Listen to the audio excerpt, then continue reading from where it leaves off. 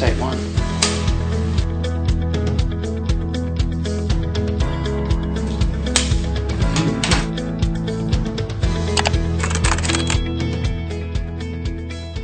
If IT didn't work and didn't function and didn't do what it had to do every day, your ATMs wouldn't be working, you wouldn't have anything available on digital channels, you know, it would be a massive issue for the UK economy. These days technology is everywhere, from the mobile phone that you're holding in your hand or you have in your pocket right now, all the way up to the big systems that they have at banks which help to manage everyone's money. But ultimately, all of it is about helping users to do something.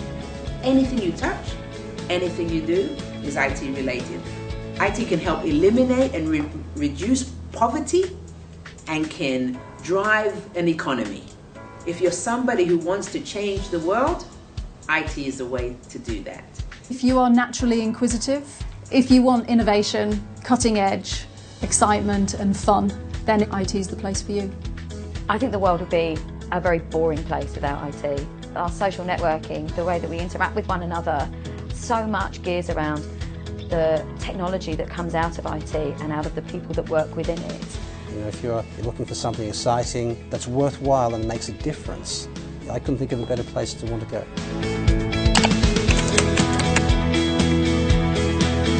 Technology will always be about enabling people and users to do something. IT provides the backbone for everything that we do. No organisation can survive without it. Whether it's the delivery of the telephony solution that sits on your desktop, whether it's the delivery of your desktop computer, whether it's the delivery of a major complex set of spreadsheets that support the trade floor environments or risk management.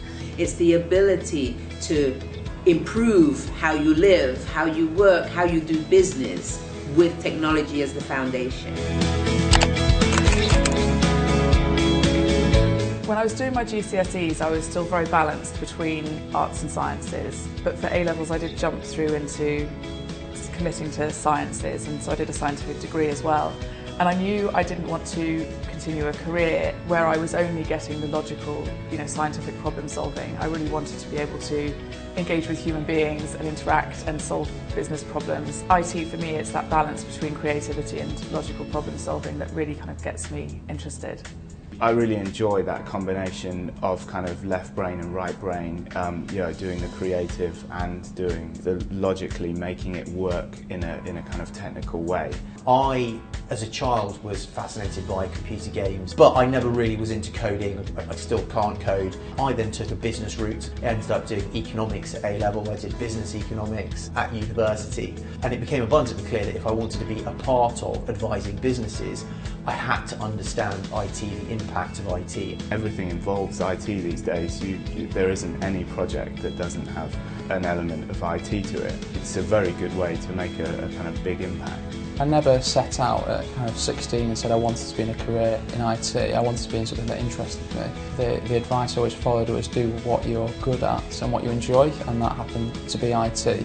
And gradually I've just moved through the process from GCSE to A-level to degree level to master's level and then into a role in IT, and it's all kind of very naturally fallen into place. Lloyds Banking Group offer a really diverse and unique graduate scheme that allows you to vary your different placements.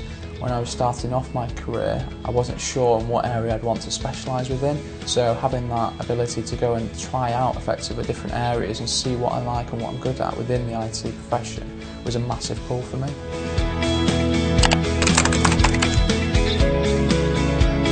You've got social media and the whole sort of Facebook thing, Twitter, Facebook, the whole social networking phenomenon that's come out of nowhere in the last 4 or 5 years.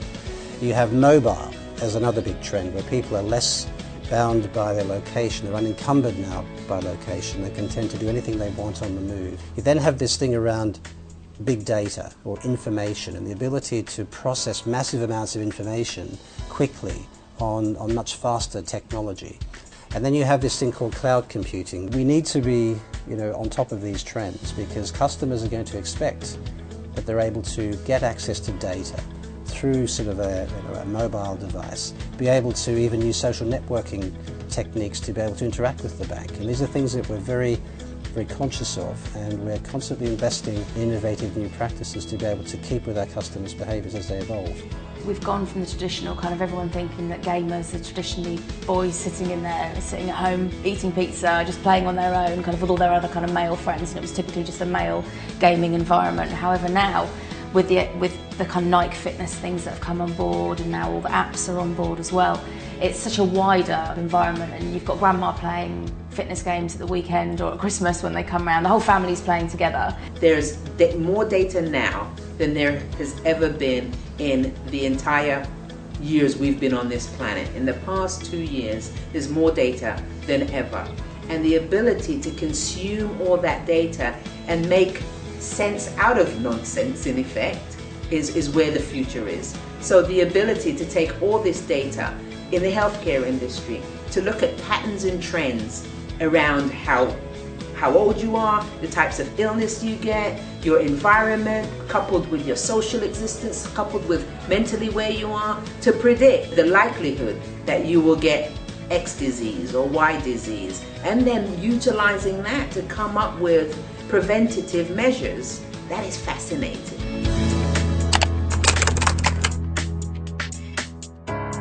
I would break it down into 3 really simple areas. You're designing, you're building, or you're selling a technology. The building is where the heavy lifting is needed, all the math skills and all the really difficult, chunky computer development stuff. In the designing and the selling areas, that's more where entrepreneurial behaviours or empathy and communication come in as skills that really help getting technologies out there. There are so many different things that you can be involved in when you work in IT. There are obviously the old school programmers, the people that code and are able to write new systems for us. But there's also the people that manage the implementation of those projects, the people that design them for us. And then there are the people that, like myself, work in operations backgrounds and ensure that portfolios are delivered and we're able to know where we are and what we're doing. It's not just a techie shop. It's not just technology people that have studied very technical things. There's a broad range of people we have. People who studied liberal arts have come into this organisation because they're very good at communicating and writing and facilitating and reading people well, that they're able to come into this organisation and function and add value. There are so many different roles you can perform in an organisation. You can build hardware, you can build software, you can design solutions, you can project manage, you can become a business analyst, which means that you work with the business to understand what they need. So effectively it's, what do you need the technology solution to do for you? IT is central to the functioning of a bank. Lloyds Banking Group's mission is to be the best bank for customers. The direction for Group IT is to put in customers first.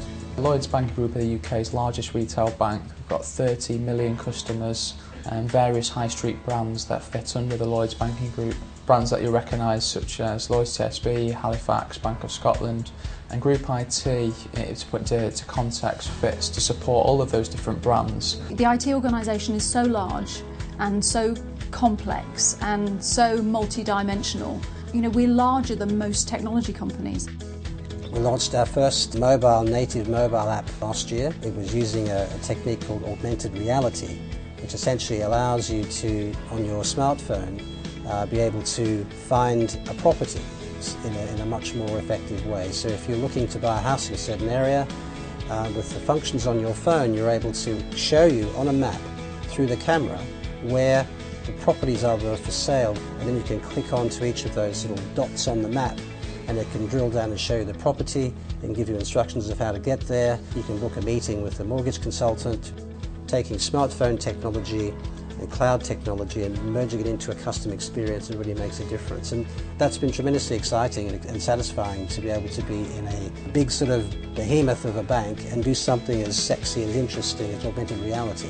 My job role isn't coding, it's not the stereotypical programming role, and there's lots of different jobs outside of programming that effectively allow that code to be delivered into a stable environment where it all works. My role is in a design role in enterprise architecture, so we're looking at all of the systems hang together and all the different technology domains and where we should be pushing the strategy for those and making sure they align with the business needs. Deloitte is a professional services firm, which means that we effectively sell the time and the skills and the experience of our people.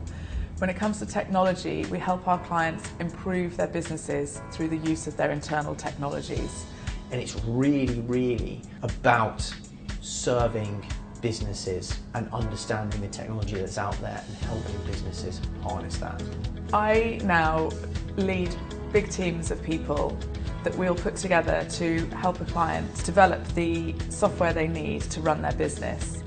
I have a big telecommunications client who, because of the way our world is changing, has moved into parts of the world that they weren't operating in before. So I went down to Brazil and spent a year and a half there helping them integrate the new business onto their finance platform, and then moved to Hong Kong actually and did the same thing in Asia Pacific. If you step back and think wider around the impact of that work, that has helped introduce better telecommunications into 35 of this world's developing nations. And better telecommunications means business coming into those countries. That means employment, and it means better quality of life. So in some ways I've impacted a whole load of countries just with that small project in a really positive way. I was asked to go and evaluate the operations and security of a company that builds spaceships. So I was packed off on a plane, ended up in this clearing in the middle of a bowl surrounded by mountains in forestry that was only really accessible by this one train line that you could get into there. So all very top secret. So I came in, I wrote, not like a code program, but I wrote a basically review work program, just effectively scoring how they did, and then made a whole lot of recommendations to them off the back of it about how they could reduce the risks of how they operate. Deloitte has a program called the Social Innovation Pioneers, where we work with 30 social enterprises from across the UK and mentor them with advice and strategy from all of the different departments. The Social Innovation Pioneer that I'm working with, they make these bags and other products like this out of recycled fire hose. Their whole mission is to recycle as many different products and to turn them into luxury items, and then they donate 50% of the profits back to relevant charities. Microsoft's aiming to do two things. One, be in the devices business. So anything from your mobile device and the experience on your mobile device to a tablet. On the other side, we're also a services company. And so we provide a service, whether it's a cloud service or a service to a large-scale customer. We offer you a series of experiences and tools to run your business. Cyber forensics is a field of computer science that has evolved to help solve a legal question. If you imagine a murder scene, then a bug spatter analyst, like for example the TV character Dexter, would be considered a forensic analyst, as would pathologists, ballistic experts and the like.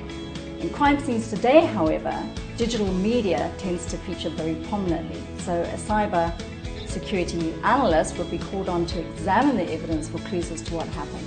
It's a little bit like being a CSI of the digital world. Everyone's heard of Office and Windows and our different operating systems. But however, under that umbrella, there's an awful lot of things that people don't necessarily know are associated with Microsoft. For example, Xbox. Not everyone knows that Xbox is owned by Microsoft. I'm a global application release manager for Xbox. The iPlayer already had a well-established application already, but they needed to change it so that it would fit in with our Xbox platform, and it would pass all of our internal tests and certifications. So they came to us with the idea. Everyone sat down and kind of discussed it, and then we all had to sit down and agree on time frames when they were going to submit certain bits of their application for us to test, helping them fix bugs and things that weren't working properly, and then eventually getting to the stage where the app was ready to be launched, and then working with the marketing teams, making sure that the advertising on the telly was correct and that they could say iPlayer's coming on this date and this date, working with newspapers, Twitter, social media, getting everyone ready for the launch. You get to go to London, you get to go, well, wherever there's a great big launch, you meet celebrities. I've met Jonathan Ross through work, I've met numerous celebrities through work. The other thing Microsoft is about is giving back. We give back in many different ways. We give to charities, we give to schools, we give in Africa, in Asia. Giving them access to IT infrastructure so that they can then develop their skills and try and help better their lives. A really love the kind of puzzle element to when you're coding. So when I'm writing front-end code, if you can make something work, it is like getting a really difficult puzzle right, and it feels really, really good. One of the things I love about working in IT is the creativity, the buzz of working in a team and solving problems together, the way that group thinking evolves when you're in that team environment, solving a problem together. I remember doing similar kind of work actually in school when you have those kind of group assignments in school, and it's like that but so much bigger and better and more exciting. Every day when I get up I know I'm going to be faced with a brand new challenge, which is quite good. And again, I'm working with kind of like the forefront of technology, the Love Film, the Blink Box, the iPlayer, Channel 4, Channel 5. People often kind of ask about my job, and it's quite an exciting area to be in, so people are always kind of curious. Whenever I go to a house party or whatever, people are always asking what's going on in the world of Xbox, what's coming next. You know, when I was younger, my dad gave me this big thick book, and it was about the world.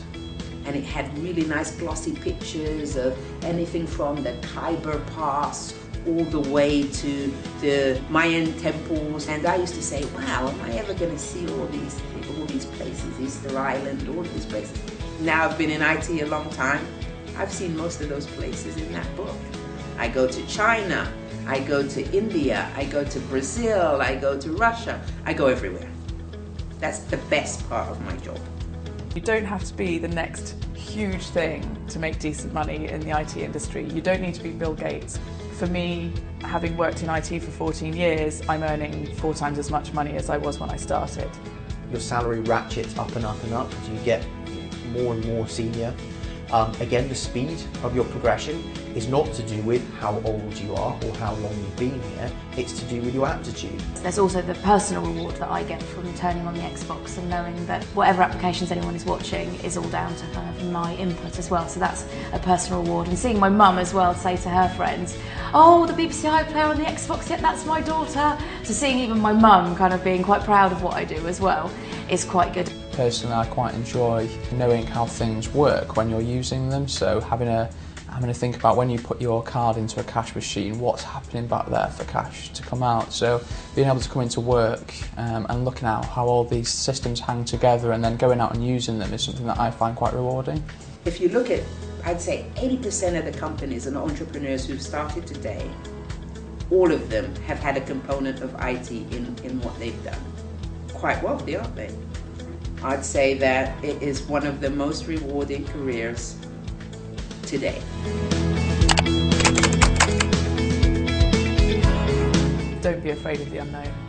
I really didn't know what I was getting into, and I certainly couldn't have predicted what my specialism would become when I got into the IT industry. I just knew I wanted to do it and find things out. When you're wandering around, appreciate all that is IT around, and then start thinking, that's brilliant, but what if? Push the boundaries of what you're seeing with IT all around you, get to understanding it, and start thinking about ideas of how to improve it. Read everything you can lay your hands on. Be curious about everything that there is to go out there. I mean, certainly the internet is an amazing source for research material. When Microsoft interviewed me, I think it wasn't my passion for technology that shone through, it was the fact that I just had a yearning to learn and to develop myself and progress whatever way, and a willingness and an eagerness to get there. So regardless of what course you do, I think it's just important that you do something that kind of keeps you progressing, keeps your brain ticking, keeps you focused and energised. There's 2 main ways into IT. You can either do your GCSE and A-levels and then complete your education there and move into an internship or an apprenticeship with a company like Lloyds Banking Group, or you can go and do a degree at university.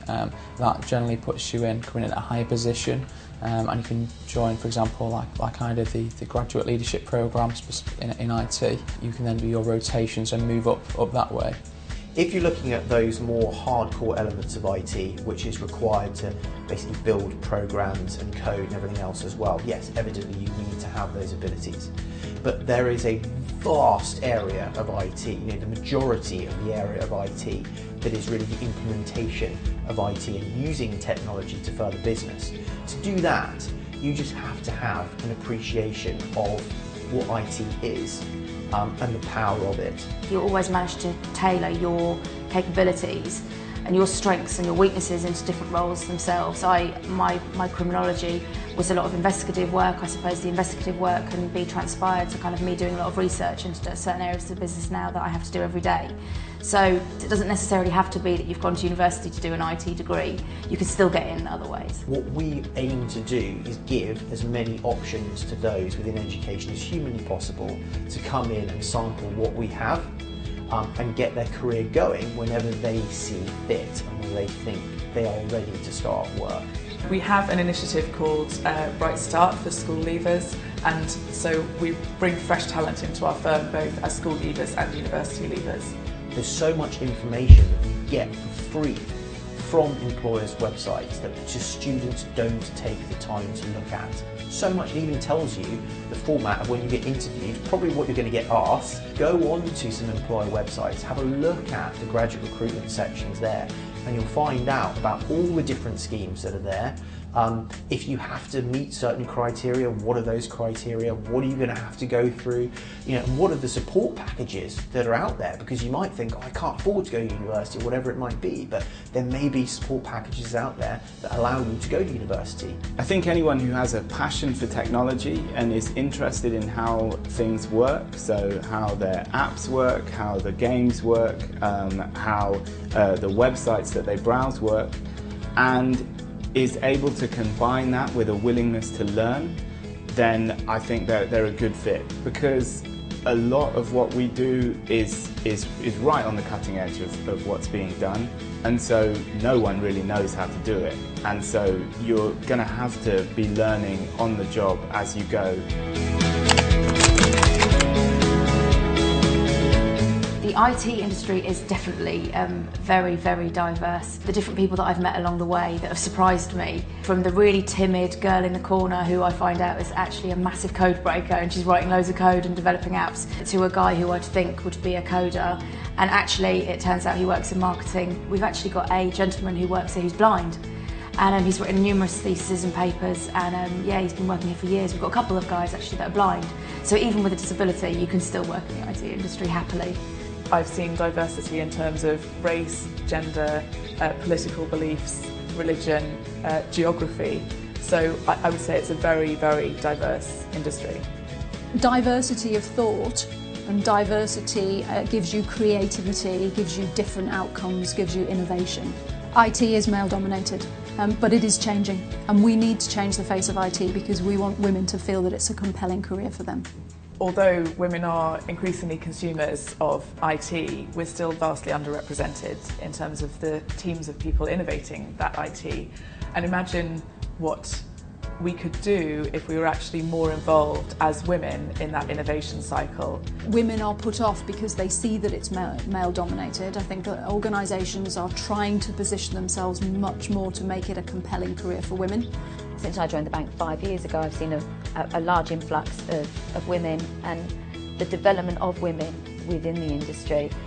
We've got a number of different initiatives that make sure that women are being given that opportunity to reach the top table. At the moment we're running a programme where we are profiling about 120 of our most senior women across IT, and out of that profiling will come a view of which of those women have the potential to get to the next grade or to be the next IT board member. In order to help them to develop in that way, we'll be providing them with gender-specific training. I recently actually have been on a course in London learning how to code through the Microsoft Women Initiative.